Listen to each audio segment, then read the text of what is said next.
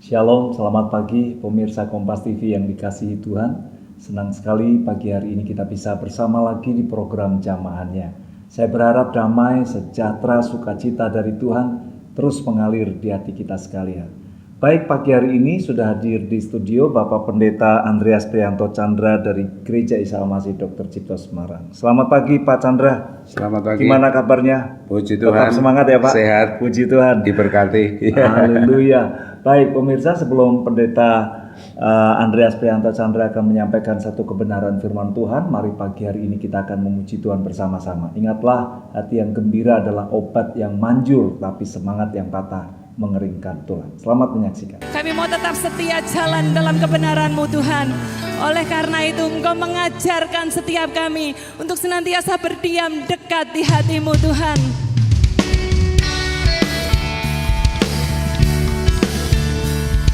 Kami percaya saat kami berjalan dalam kebenaran-Mu, Engkau tidak pernah meninggalkan kami Tuhan.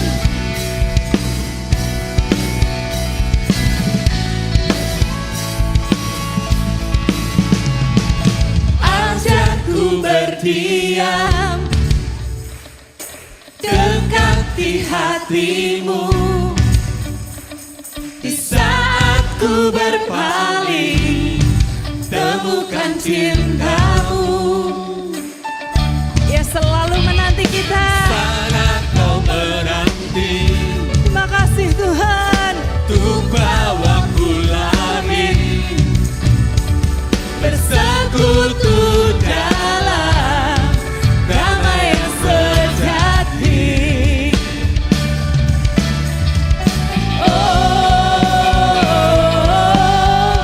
Ku damba hadir-Mu.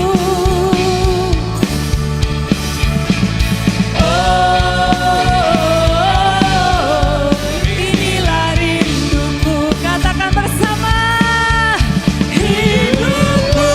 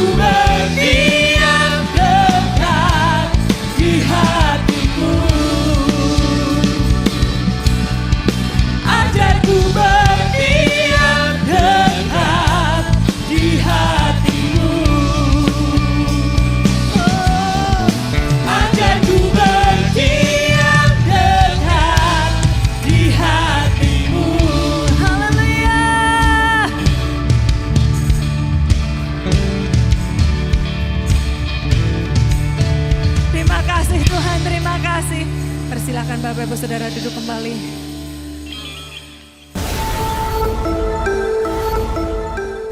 Baik, pemirsa, mari pada pagi hari ini kita siapkan hati kita untuk kita boleh belajar kebenaran firman Tuhan dengan tema Nothing is Impossible bersama hambanya Pendeta Andreas Prianto Chandra. Silakan Pak Chandra. Baik, kita akan bersama-sama terlebih dahulu kita berdoa, mohon penyertaan Tuhan di dalam pembahasan firman yang akan disampaikan. Kami datang kepadamu ya Tuhan, kami mohon akan urapan dan pencerahan dari kuasa Roh Kudus atas firman-Mu yang akan kami pelajari bersama. Kami membuka hati kami untuk mengalami bahwa nothing is impossible di dalam hidup kami.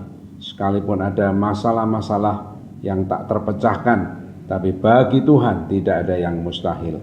Urapi pemirsa, urapi hamba-Mu, dan urapi kami dengan kuasa firman-Mu. Dalam nama Tuhan Yesus Kristus kami sudah berdoa. Amin. Amin. Saudaraku, pemirsa Kompas TV yang berbahagia dan diberkati Tuhan, sering di dalam hidup kita menghadapi masalah-masalah, problema-problema yang besar yang tak terpecahkan. Dan kadang-kadang bahkan masalah itu secara berlarut-larut datang dalam hidup kita. Belum lama ada seorang anak Tuhan yang mengalami suatu sakit oleh karena kanker di paru-parunya. Dan kemudian kanker paru-parunya itu merambat sampai ke tulang, sehingga bapak ini jangankan dia berdiri, duduk pun tidak bisa, dia hanya terbaring di tempat tidurnya. Tapi puji Tuhan, oleh kebenaran firman Tuhan, lewat perkunjungan, lewat doa, bapak ini sekarang sudah mulai tegak berdiri, bahkan mulai bisa berjalan tanpa bantuan tongkat. Luar biasa. Jadi kuasa mujizat terjadi dalam hidup anak Tuhan ini. Saudaraku, untuk itu mari kita akan lebih dahulu membaca firman Tuhan yang menjadi landasan bagi perenungan kita pada saat ini. Dari 2 Raja-Raja pasal yang keempat, saya akan bacakan dari ayatnya yang ke-8. 2 Raja-Raja pada pasalnya yang keempat, ayat yang ke-8 sampai dengan ayat yang ke-17, saya akan bacakan. Pada suatu hari Elisa pergi ke Sunem. Di sana tinggal seorang perempuan kaya yang mengundang dia makan. Dan seberapa kali ia dalam perjalanan, singgahlah ia ke sana untuk makan. Berkatalah perempuan itu kepada suaminya, "Sesungguhnya aku sudah tahu bahwa orang yang selalu datang kepada kita itu adalah abdi Allah yang kudus. Baiklah kita membuat sebuah kamar atas yang kecil yang berdinding batu, dan baiklah kita menaruh di sana baginya sebuah tempat tidur, sebuah meja, sebuah kursi, dan sebuah kandil. Maka apabila ia datang kepada kita, ia boleh masuk ke sana. Pada suatu hari datanglah ia ke sana, lalu masuklah ia ke kamar atas itu dan tidur di situ. Kemudian berkatalah ia kepada Gehasi bujangnya, 'Panggillah perempuan Sunem itu.' Lalu dipanggillah perempuan itu dan ia berdiri di depan Gehasi. Elisa telah berkata kepada Gehasi, 'Cobalah katakan kepadanya, sesungguhnya engkau telah sangat bersusah-susah seperti ini untuk kami. Apakah yang dapat kau perbuat bagimu? Adakah yang dapat kau bicarakan tentang engkau kepada raja atau kepada tentara?' Jawab perempuan itu, 'Aku ini tinggal di tengah-tengah kaumku.' Kemudian berkatalah Elisa, 'Apakah yang dapat kau perbuat baginya?' Jawab Gehasi, 'Ia tidak mempunyai anak dan suaminya sudah tua.' Lalu berkatalah Elisa, 'Panggillah dia.' Dan sesudah dipanggilnya, berdirilah perempuan itu di pintu. Berkatalah Elisa, pada waktu seperti ini juga, tahun depan engkau ini akan menggendong seorang anak laki-laki. Tetapi jawab perempuan itu, 'Janganlah tuanku, ya abdi Allah, janganlah berdusta kepada hambamu ini.' Mengandunglah perempuan itu, lalu melahirkan seorang anak laki-laki. Pada waktu seperti itu juga, pada tahun berikutnya seperti yang dikatakan Elisa kepadanya. Saudaraku pemirsa Kompas TV yang berbahagia, kita nanti akan secara mendetail mengupas dan membicarakan tentang bagaimana sesuatu yang mustahil dialami oleh perempuan Sunem ini. Wanita ini adalah seorang yang mengalami mujizat pertolongan Tuhan yang mustahil, yang tidak mungkin menjadi mungkin. Nah, dalam kehidupan kita pun, para pemirsa, kita bisa mengalami itu. Kita bisa mengalami mujizat dan pertolongan Tuhan dari yang tidak mungkin menjadi mungkin. Nah, nanti kita akan belajar tahapan-tahapan dan bagaimana wanita ini mengalami kuasa dan pertolongan Tuhan. Demikian Pak Sam untuk menjadi awal dari pembicaraan kita pada hari ini. Baik pemirsa, bagaimana kisah dari wanita yang tidak punya anak, yang sepertinya mustahil karena suaminya juga sudah tua, mungkin juga usia dari wanita ini juga sudah tua. Tetapi apa yang terjadi ketika mereka datang kepada hamba Tuhan itu? Apakah terjadi mujizat? Dan mungkin saat ini juga ada di antara Anda pemirsa yang sedang menghadapi masalah, persoalan, sepertinya nggak ada jalan keluar. Atau mungkin peristiwanya hampir sama dengan apa yang dialami oleh wanita yang disebutkan dalam 2 Raja-Raja 4 ini. Mungkin Anda juga sudah menikah, sudah cukup lama, tapi Anda juga belum punya anak. Apakah masih ada pengharapan? Setelah jeda pariwara, kami akan segera kembali untuk mengupas kebenaran firman Tuhan ini bersama-sama. Baik, pemirsa, berbicara tentang mujizat dan kemustahilan, mungkin ada beberapa di antara kita yang masih berpikir apakah mujizat masih ada. Nah, kita lanjutkan. Ternyata kisah di dalam 2 Raja-Raja 4 yang disampaikan oleh Pendeta Chandra tadi, ada masalah ini Pak Chandra ya.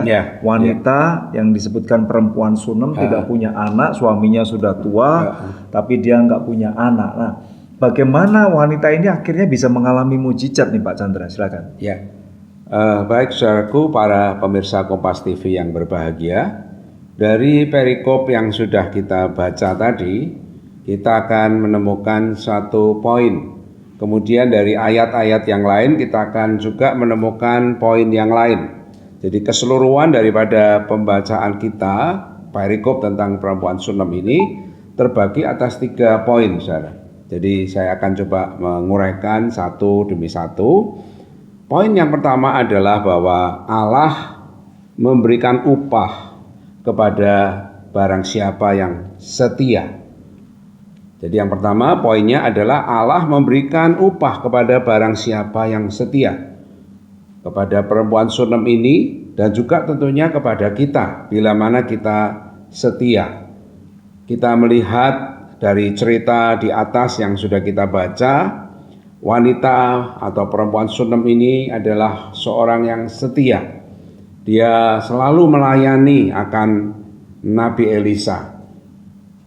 Perempuan Sunem ini adalah seorang yang setia, murah hati, dan dia mengerti akan kebutuhan daripada seorang hamba Tuhan atau sebuah pelayanan. Dia menyediakan sebuah kamar di atas untuk menjadi tempat persinggahan bagi Nabi Elisa pada saat Nabi Elisa berkunjung ke daerah Sunem. Kamar itu disediakan dengan fasilitas yang cukup lengkap. Nah, kita melihat di sini karakter daripada wanita ini adalah orang yang setia dan murah hati.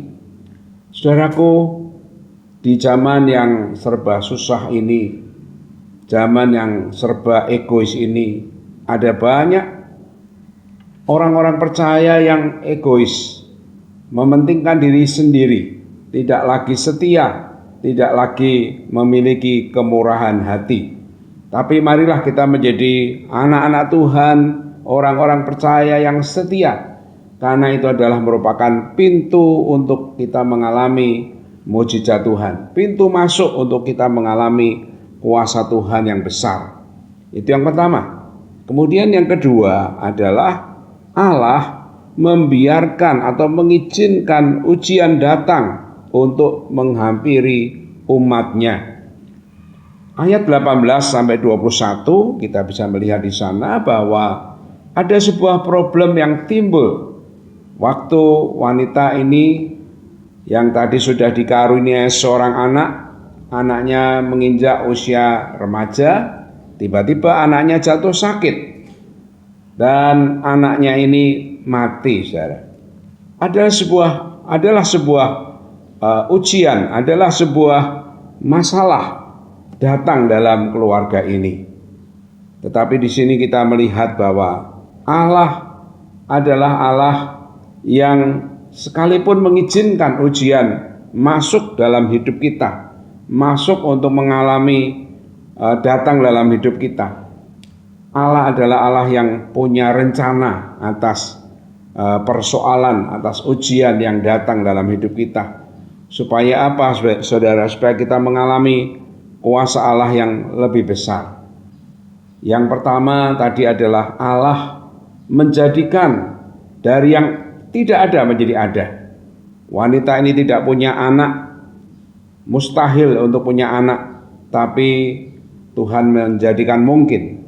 Yang kedua, dengan Allah mengizinkan ujian datang dalam hidupnya, itu justru merupakan kesempatan untuk menunjukkan bahwa Allah bukan hanya Allah yang mengadakan dari yang tidak ada menjadi ada, tapi adalah Allah yang bisa membangkitkan sebuah kehidupan dari kematian.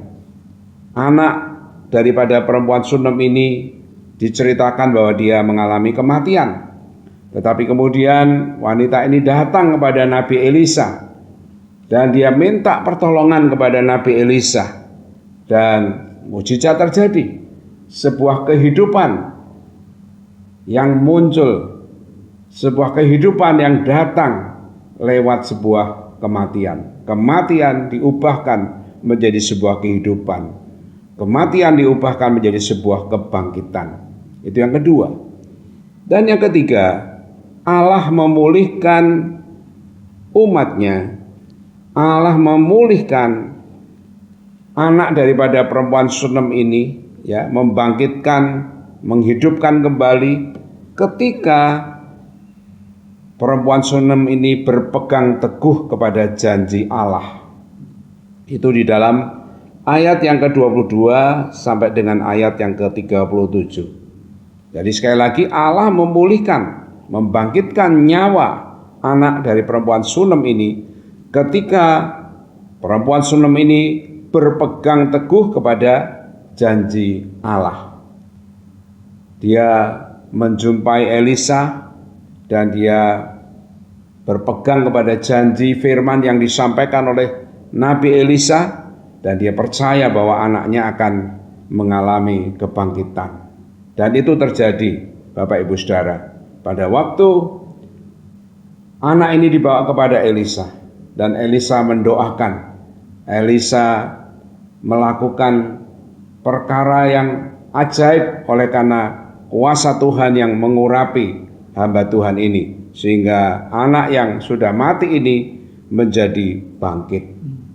Saudaraku, marilah kita berpegang teguh kepada janji firman Tuhan. Apapun yang menjadi persoalan kita, yang menjadi pergumulan kita, tetaplah percaya dan tetaplah berpegang teguh kepada janji Tuhan.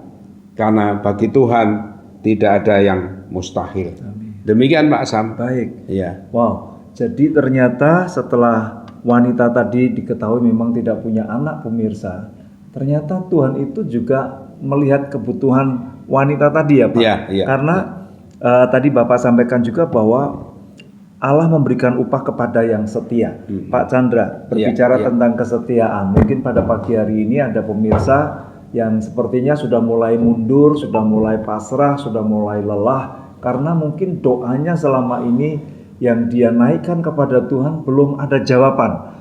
Sampai di mana kira-kira kesetiaan itu harus kita lakukan, Pak? Mungkin pemirsa bertanya, kesabaran ada batasnya, Pak. Gimana nih Pak Chandra? Iya, baik. Bila kita berpegang kepada firman Tuhan, firman Tuhan ada satu bagian ayat yang mengatakan bahwa Dia adalah Allah yang setia dan Dia tidak bisa mengingkari akan dirinya. Bahkan sekalipun kita tidak setia, Dia tetap setia. Nah, kita harus berpegang kepada janji firman Tuhan itu. Soal waktu, ya memang hanya Tuhan yang tahu. Tapi yang diminta adalah kita bertekun di dalam kesetiaan. Saat kita bertekun di dalam kesetiaan, sambil menunggu waktunya Tuhan, pasti pertolongan Tuhan itu datang dalam hidup kita. Amin. Dalam kehidupan berjemaat, ada banyak orang-orang yang mengalami pertolongan Tuhan setelah bergumul untuk waktu yang lama. Ada yang belasan tahun. Ya. Ada yang bahkan 17 tahun untuk menanti kelahiran seorang anak. Ada Pak? Ada yang di jemaat seperti kita. itu. Oh. Ada yang seperti itu. Tapi pertolongan Tuhan terjadi Amin. pada orang-orang yang setia. Amin. Wow. Pemirsa, ternyata berbicara waktu itu adalah waktunya Tuhan, tetapi bagian kita adalah setia. Demikian Pak Chandra ya. Setia bertekun. Ya. Amin. Nah, tadi ada satu kalimat yang menarik bahwa Tuhan Allah mengizinkan ujian itu datang kepada umatnya. Seperti apakah ujian itu pemirsa? Kan mungkin kita pernah berpikir juga ya, Tuhan tidak pernah memberikan pencobaan atau ujian. Seperti apa itu sebetulnya? Kita akan kupas lebih dalam, tetapi setelah jeda pariwara kami segera kembali. Pemirsa, Anda masih bersama kami di program Jamahannya. Pada pagi hari ini kita sedang mengupas tentang nothing is impossible. Jadi tidak ada yang mustahil bagi Tuhan dan tidak ada yang mustahil bagi orang yang percaya. Nah, Pak Chandra tadi sampaikan bahwa ternyata wanita yang tidak punya anak tadi oleh pertolongan Tuhan melalui Nabi Elisa akhirnya punya anak. Ya. Tetapi setelah beberapa waktu kemudian anaknya meninggal. Ya. Nah, tadi Bapak sampaikan itu sebuah ujian yang diizinkan oleh Tuhan. Ya. Mungkin ada pemirsa yang saat ini menyaksikan tayangan kita dan mereka bertanya, Pak, sebetulnya itu ujian atau pencobaan? Seperti apa nih Pak Chandra? Iya. Kalau kita melihat dari kacamata kebenaran firman Tuhan, sebenarnya Tuhan tidak mencobai, karena pencobaan itu datangnya dari si jahat. Tapi Tuhan itu mengizinkan atau membiarkan ujian itu datang dalam hidup kita. Nah, sebagaimana kita tahu bahwa ujian itu pasti mendatangkan manfaat yang lebih baik. Seperti kalau kita di bangku sekolah, untuk menjelang kita naik kelas, kita akan mengalami ujian. Dan lewat ujian-ujian itu kita menjadi lebih terampil, menjadi lebih banyak mengetahui, dan kemudian kita next level, naik kelas. Nah, di dalam iman kekristenan juga demikian, Pak. Jadi kadang Tuhan membiarkan atau mengizinkan ujian itu datang dalam hidup kita untuk mendatangkan suatu manfaat yang lebih besar untuk perjalanan iman rohani kita, dan kita menjadi next level dalam kualitas iman kita. Amin. Nah, itu Pak. Itu ujian ya Pak. Ya, berarti ujian. Tuhan tidak pernah memberikan pencobaan, tetapi ujian. Tujuannya untuk kita ini naik kelas, next level. Nah, tadi Bapak sampaikan juga kalau pencobaan itu datangnya dari si jahat. Bedanya seperti apa nih Pak Chandra supaya pemirsa memahaminya? Sebetulnya saya ini lebih setuju bahwa si jahat itu menstimulasi ya, mencobai, merangsang atau menggoda kita. Tapi sebetulnya kalau kita tidak membuka tidak membuka ruang, dan tidak membuka kesempatan, tentu iblis itu nggak bisa untuk mencobai kita. Jadi pencobaan itu adalah karena kita takluk kepada stimulasi atau rangsangan atau godaan, itulah yang membuat kita akhirnya jatuh ke dalam pencobaan. Tapi sejauh kalau kita tetap bertekun, kita tetap kuat, kita tetap mengandalkan Roh Kudus, maka pencobaan-pencobaan itu tidak akan membuat daging kita menjadi lemah dan kita menjadi kalah. Amin. Iya. Amin. Jadi itu yang perlu untuk kita selalu bertekun dalam doa, untuk kita terus menyalipkan kedagingan kita terus harus bersekutu dengan firman, Ya. dan yang tidak kalah pentingnya adalah kita punya komunitas. Punya komunitas teman-teman seiman yang bisa menguatkan kita. Saat pencobaan itu datang, kita bisa sharing kepada mereka, kita bisa bercerita kepada mereka, dan mereka akan menjadi kekuatan bagi kita. Amin. Pentingnya Iya, komunitas penting ya Pak. komunitas, Pak. Baik, pemirsa, jadi kita sudah mengerti sekarang bedanya ujian dan pencobaan. Pak Chandra, ini akhirnya anaknya tadi dibangkitkan lagi. Iya, iya. Hidup lagi. Iya, hidup lagi. Mujizat yang luar Mujizat biasa betul. karena nggak Iya. punya anak, anaknya hidup, kemudian sakit, mati, tapi dibangkitkan Iya, dari kematian. Dari kematian. Ini Iya. mujizat. Iya, mujizat. Kalau dalam pengalaman Bapak sendiri, Iya. mujizat apa ini Pak yang bisa dibagikan kepada kami semuanya pada pagi hari ini? Ya, baik. Ini satu peristiwa yang belum berlangsung lama, terjadi atas satu kehidupan orang Kristen baru yang berjemaat di Gereja Isa Al-Masih Dr. Cipto. Jadi orang Kristen baru ini memang latar belakangnya Kristen, tapi kemudian dia menikah dengan seorang pria yang beragama lain, bahkan menjadi pemuka agama lain. Satu kali ibu ini mengalami suatu keadaan sakit yang ya cukup membingungkan, Pak. Cukup membingungkan karena kalau periksa ke dokter ya paling-paling di USG dan macam-macam, dokter bilang, rumah sakit bilang nggak ada apa-apa. Jadi permasalahannya adalah di stres. Permasalahannya di stres sampai nggak bisa tidur, ketakutan. Suami tiap malam harus gosok punggungnya supaya istri ini bisa tidur sampai jam 2, jam 3 pagi. Dalam kelelahan, suami sampai satu kali ngomong kepada istrinya, "Loh, kamu dulu kan Kristen. Lah, mbok ya kamu ke gereja lagi." Itu suaminya padahal pemuka agama lain. Ya. Dan kemudian suaminya menghubungi seorang teman yang jadi jemaat di gereja kami, dan jemaat tersebut yang adalah teman dari keluarga ini menghubungi saya sebagai hamba Tuhan di gereja ini. Dan kemudian pulang dari rumah sakit, keluarga ini suami istri dengan temannya ke rumah kami, dan kami mengkonseling, kami membacakan firman, kami naikkan pujian, menyembah Tuhan dan mendoakan. Ya. Dan luar biasa Pak Sam, waktu kami mendoakan sepertinya tidak terjadi apa-apa. Tapi dalam kesaksian di waktu berikut, waktu kami ketemu, ibu ini merasa ada sebuah sinar putih yang masuk ke dalam tubuhnya waktu kami mendoakan. Saya bersama dengan istri ya, sepertinya tidak merasa apa-apa, tapi ibu ini merasa ada sinar putih masuk ke dalam tubuhnya. Dan yang luar biasa lagi, pulang dari rumah kami, dia sampai di rumah, kemudian dia permisi kepada suaminya, ngomong, "Saya tak ke toilet dulu ya." Suaminya lagi parkir mobil, dia bilang, tunggu. Kamu kan perlu saya antar, karena kondisi siang pun ke kamar belakang dia nggak berani. Harus ditemani suaminya. Terus dia ngomong sama suaminya, "Enggak, aku enggak usah dikancani, aku berani ke toilet sendiri." Wah, langsung saat itu juga terjadi mujizat Tuhan. Dan yang luar biasa, ibu ini akhirnya serahkan hidup kepada Tuhan, dan belum lama berselang tahun lalu dia dibaptis. Puji Tuhan. Dan suaminya yang pemuka agama lain juga mulai percaya. Bahkan kemarin bulan Mei sudah dibaptis suaminya. Jadi satu keluarga dimenangkan karena kuasa Tuhan. Amin. Iya, Amin. Puji iya. Tuhan, luar biasa pemirsa.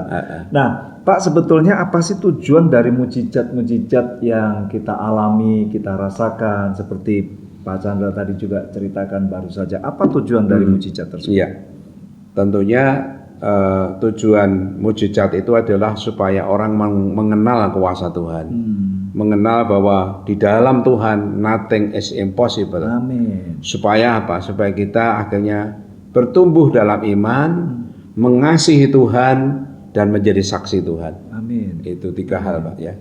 Mengenal Tuhan, bertumbuh dalam iman, dan menjadi saksi Tuhan. Amin. Jadi artinya mujizat masih ada. Mungkin ada pemirsa yang saat ini sedang bergumul dengan masalah persoalan, dengan sakit penyakit, mungkin sesuatu yang selama ini diharapkan belum muncul satu jawaban apapun. Apa yang Bapak sampaikan kepada pemirsa? Jadi tetaplah setia dan percaya pada waktunya mujizat itu akan terjadi. Entah soal waktu, kembali itu adalah kedaulatan Tuhan, tapi yang menjadi kewajiban kita adalah tetaplah setia, hidup dalam kebenaran firman Tuhan, mempercayai firman-Nya, sampai satu waktu mujizat itu terjadi. Amin. Amin. Puji Tuhan. Kita berharap, kita berdoa pemirsa, mujizat juga Anda alami.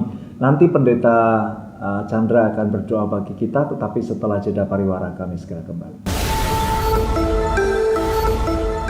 Baik, pemirsa, pagi hari ini saya percaya iman kita bangkit karena mujizat masih ada, pengharapan masih ada di dalam Tuhan Yesus Kristus. Bagi Anda yang baru saja menemukan channel kami, Pendeta Andreas Priyanto Chandra akan memberikan kesimpulan dari apa yang sudah beliau sampaikan. Silakan Pak Chandra. Baik, saudaraku, pemirsa Kompas TV yang berbahagia, lewat pembahasan dan perenungan firman Tuhan yang sudah kita dengar pada hari ini, saya ingin mengajak dan memotivasi Bapak Ibu Saudara untuk terus mempercayai akan firman Tuhan. Di atas segala pergumulan, kesulitan, tantangan yang engkau hadapi, ada kuasa Tuhan yang lebih besar. Amin. Yang sanggup untuk memberikan pertolongan dalam kehidupan kita. Baik itu soal masalah sakit, baik itu masalah soal kehidupan finansial kita, ataupun masalah-masalah di dalam keluarga. Selalu ada jalan keluar. Amin. Selalu akan ada pertolongan dari Tuhan untuk kehidupan kita. Kuncinya adalah tadi dari 3 poin yang saya sudah sampaikan, tetaplah setia, tetaplah percaya kepada Tuhan, hidup dalam kemurahan hati, Amin. hidup sesuai dengan apa yang firman Tuhan ajarkan kepada kita. Yang kedua, saat kita mengalami ujian, jangan menyerah, jangan kita mundur, tapi percayalah bahwa ujian yang kita hadapi itu adalah merupakan sebuah kesempatan untuk kita menjadi anak-anak Tuhan yang mengalami kehidupan iman yang the next level, naik tingkat, imannya makin bertumbuh. Dan yang ketiga, lewat kita untuk terus berpegang teguh kepada janji Tuhan. Sekalipun kadang waktunya kita tidak mengerti. Bahkan firman Tuhan juga mengatakan bahwa segala perkara yang datang dalam hidup kita itu kadang kita ini tidak bisa mengukur dengan waktu kapan selesainya. Tapi tetaplah kita berpegang kepada firman Tuhan, setia, dan Tuhan akan menyatakan pertolongannya. Amin. Demikian Pak Sam. Baik, puji Tuhan. Nah, pemirsa, pagi hari ini jika ada di antara Anda yang rindu untuk kita bersama-sama berdoa, mari kita satukan hati di dalam doa. Percayalah, mujizat masih ada. Jamahan Tuhan masih tersedia bagi setiap kita. Pendeta Andreas Priyanto Chandra akan berdoa bagi kita. Silakan Pak Chandra. Mari Bapak Ibu pemirsa Kompas TV, kita satukan hati dalam iman, dalam pengharapan untuk mengalami sesuatu yang besar. Harapkan yang besar karena Allahmu adalah Allah yang besar. Harapkan sesuatu yang tidak mungkin karena bagi Tuhan tidak ada yang tidak mungkin. Mari kita bersatu hati dalam doa. Mari kita mengangkat tangan, mengarahkan pengharapan kita kepada Tuhan.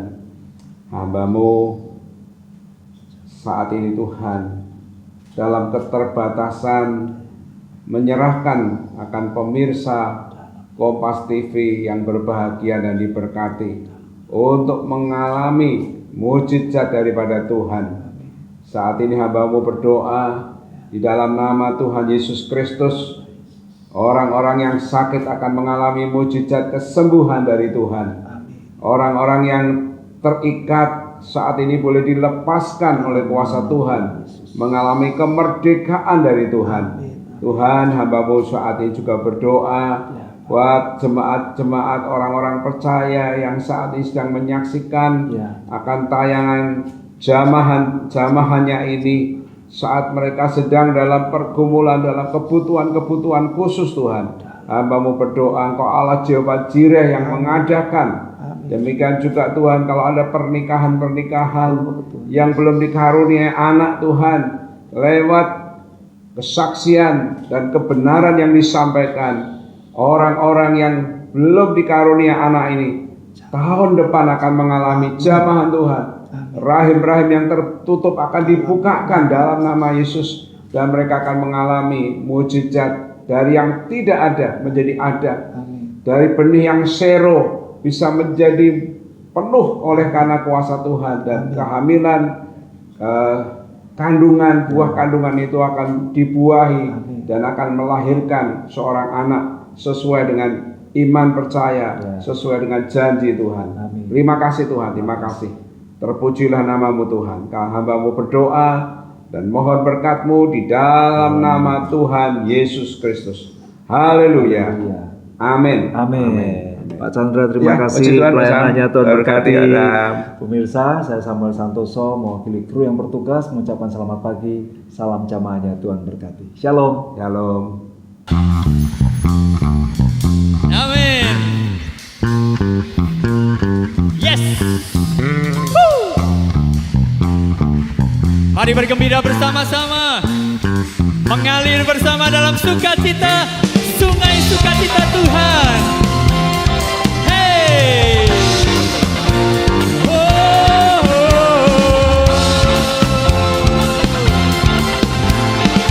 Katakan bersama-sama. Sungai sukacitamu mengalir dalamku. Oh yes, yes, yes. Anggur sukacitamu melimpah dalamku.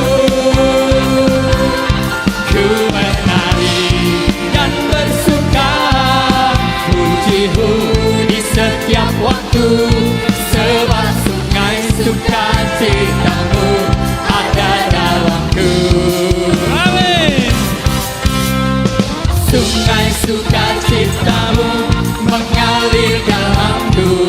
Oh yes, yes, yes. Anggur sukacitamu melimpah dalamku. Ku menari dan bersuka, pujimu di setiap waktu, sebab sungai sukacitamu ada dalamku. Mari mengalir bersama-sama ya. Mengalir bersamamu, bersuka di dalammu, mengikutimu Tuhan dalam kegerakanmu. Oh, melayanimu Tuhan di dalam sukacitamu, sebab hanya Tuhan yang membuat sukacitaku penuh. Haleluya.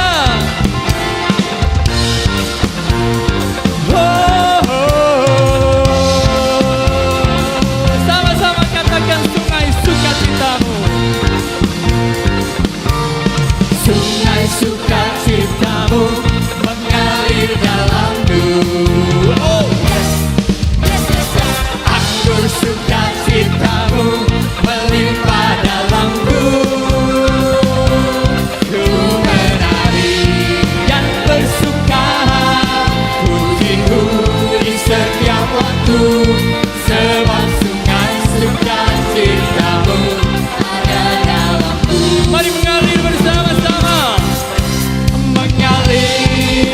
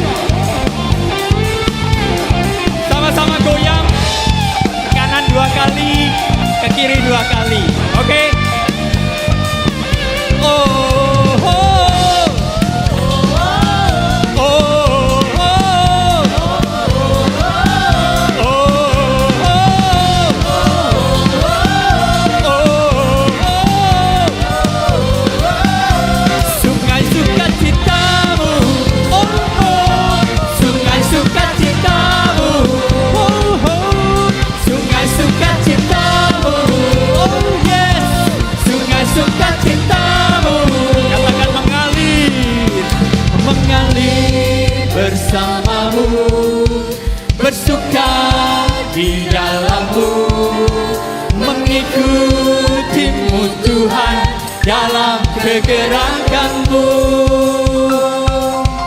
melayanimu Tuhan di dalam sukacitamu.